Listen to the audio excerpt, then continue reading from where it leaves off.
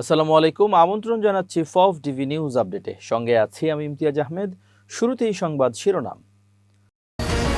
খালেদা জিয়ার মৃত্যুতে 7 দিনব্যাপী শোক পালন করবে বিএনপি, যোগসু নির্বাচন স্থগিত।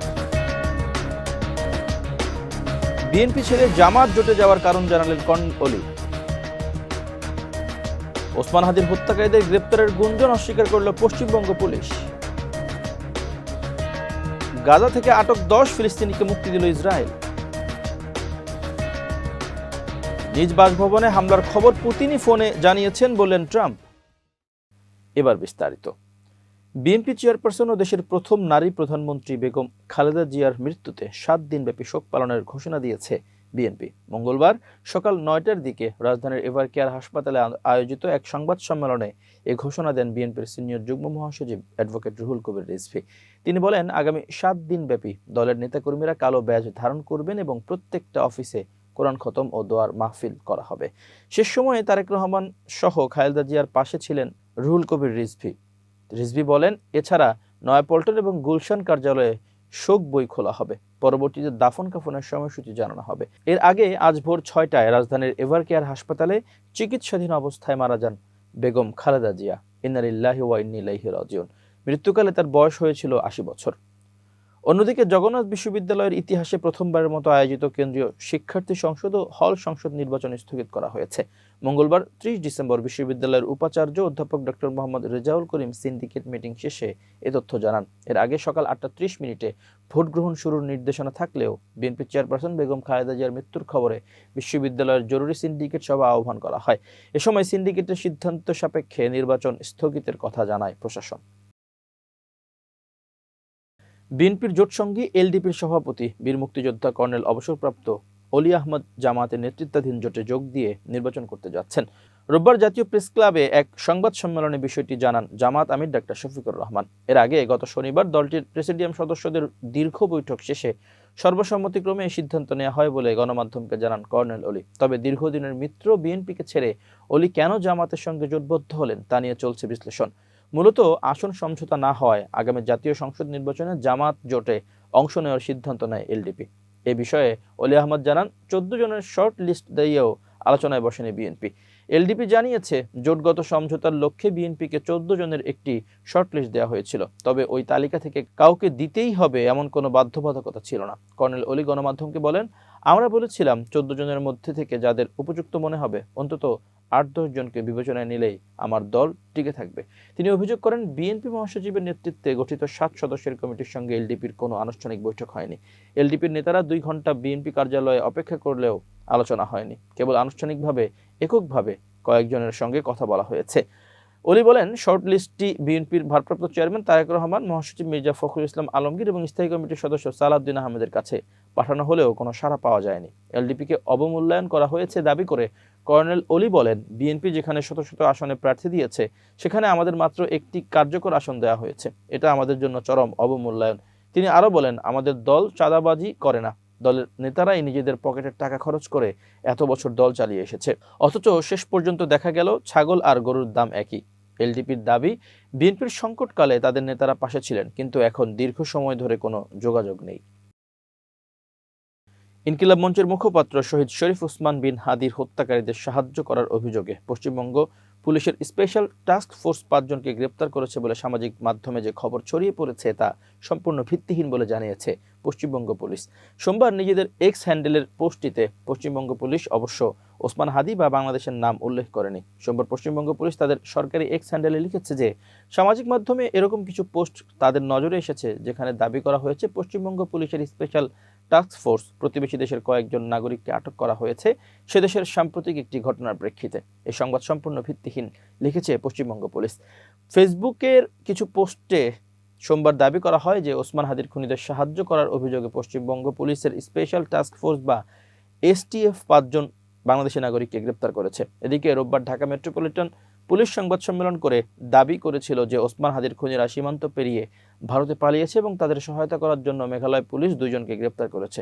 সেই দাবি আগেই খারিজ করে দিয়েছে মেঘালয়ের পুলিশ এবং ভারতের সীমান্তরক্ষী বাহিনী বিএসএফ। মেঘালয় পুলিশের মহাপরিচালক ইদা সিসা নংগ্রাং এর এক বিবৃতি উদ্ধৃত করে টাইমস অফ ইন্ডিয়া জানিয়েছে যে পলাতক খুনিদের সহায়তা করার জন্য ওয়েস্ট গারো হিলস জেলায় 2 জন গ্রেপ্তার হয়েছে বলে যে খবর বাংলাদেশ থেকে দাবি করা হয়েছে তার কোনো ভিত্তি নেই।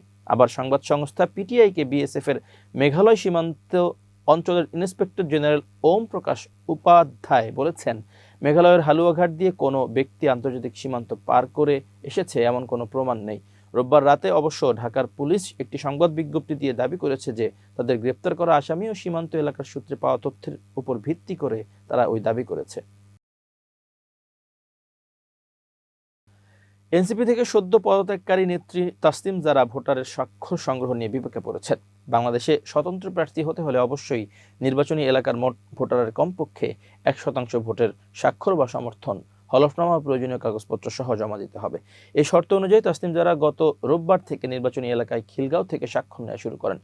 সোমবার জানা গেল, যেহেতু ভোটারদের সিরিয়াল নম্বর প্রয়োজন, কিন্তু সেই সিরিয়াল নম্বর পাওয়ার 5টি উপায় আছে। সব কয়েকটি পথ বন্ধ রেখেছে নির্বাচন কমিশন, এমনটাই জানালেন ঢাকা 9 আসনের সম্ভাব্য স্বতন্ত্র প্রার্থী তাসনিম জারা। এ বিষয়ে তাসনিম জারা বলেন, ভোটার নম্বর লাগবে। স্বতন্ত্র প্রার্থী হতে হলে পাশাপাশি বাংলাদেশের নাগরিক হতে হবে, 25 বছর বয়স পূর্ণ হতে হবে, ভোটার তালিকায় নাম থাকতে হবে, এর সঙ্গে আয়কর রিটার্ন, সম্পদের বিবরণী এবং নির্দিষ্ট ফরম্যাট ছবি ও হলফনামা জমা দিতে হবে, যা নির্বাচন কমিশন কর্তৃক নির্ধারিত নিয়ম অনুযায়ী পূরণ করতে হবে।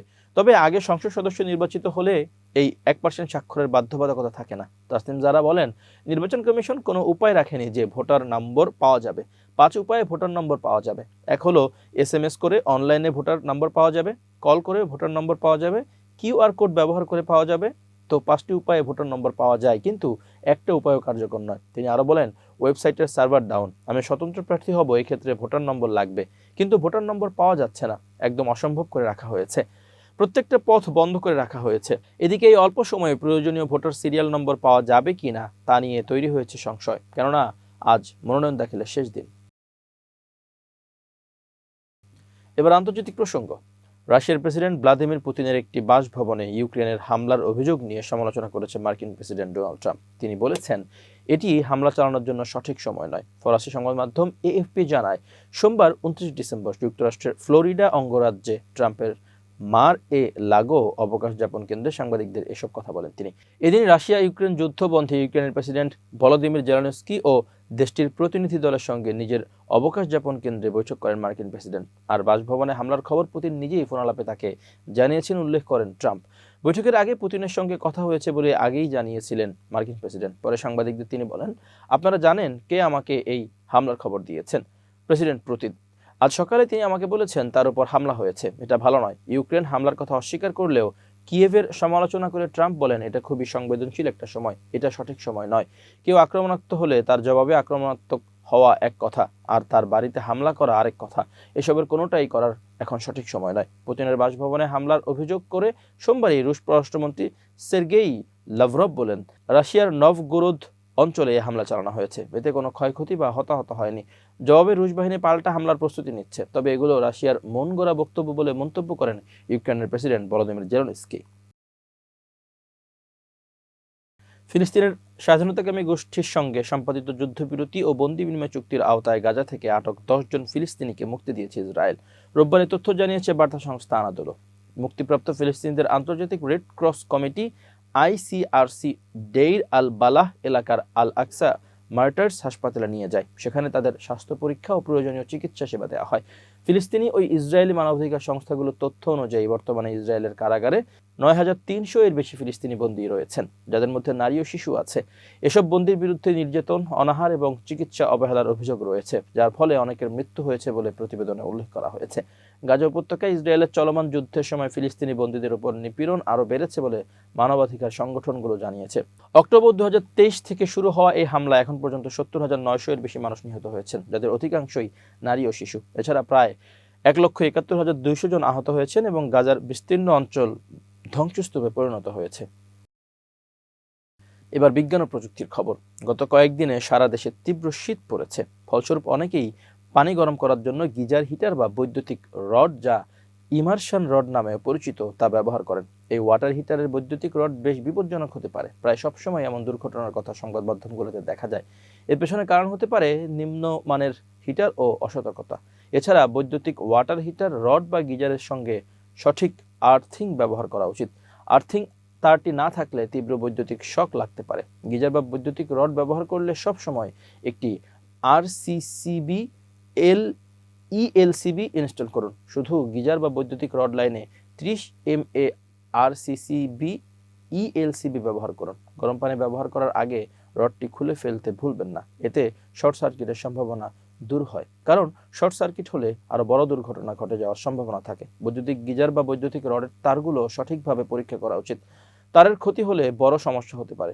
ভেজা হাতে সুইচ অন বা অফ করবেন না, কারণ এতে শক লাগার সম্ভাবনা অনেকটা বেড়ে যায়। এবার খেলার খবর। সিলেট পর্ব দিয়ে পর্দা উঠেছে বিপিএল এর 12তম আসরের। ইতোমধ্যে 2টি ম্যাচ খেলে ফেলেছে স্বাগতিক সিলেট টাইটান্স। এরই মধ্যে সিলেটের খেলা দেখতে এসে দলটির পরিকল্পনা নিয়ে গণমাধ্যমের সঙ্গে আলাপ করেছেন সিলেট টাইটান্সের উপদেষ্টা ফাহিম আল চৌধুরী। তার মতে সিলেট যদি সেমিফাইনালে উঠে তাহলে IPL থেকে হলেও ক্রিকেটার নিয়ে আসবেন তিনি।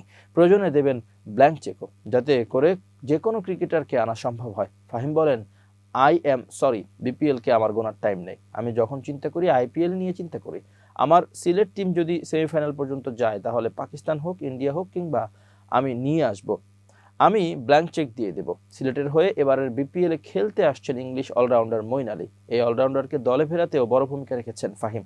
কিছুদিন আগে মঈনের সঙ্গে তার হাস্যোজ্জ্বল ছবি দেখা গেছে। মঈনকে দলে নিয়েছে কিভাবে সেটাও জানিয়েছেন তিনি। এ প্রসঙ্গে ফাহিম বলেন, মঈন আলী আমাদের সিলেটি জামাই, আর যখন শ্বশুর বাড়ি থেকে ডাক দেওয়া হয় তখন তো আর না করা যায় না। এই কারণেই মঈন আলী চলে এসেছে। নিজেদের সবশেষ ম্যাচে নোয়াখালী এক্সপ্রেসের সঙ্গে দারুণ জমজমাট এক ম্যাচ হয়েছে। শেষ বলের লড়াইয়ে নোয়াখালীকে হারায় তারা। 2 উইকেট হাতে থাকা স্বাগতিকদের সামনে 12 বলে 19 রানের সমীকরণ ছিল সামনে। শেষ পর্যন্ত 1 উইকেটের জয় পায় সিলেট। প্রিয় দর্শক, শেষ করছি ফাফ টিভি নিউজ আপডেট। আজ এ পর্যন্তই। ভিন্ন খবর নিয়ে দেখা হবে আগামীকাল রাত 8টায়।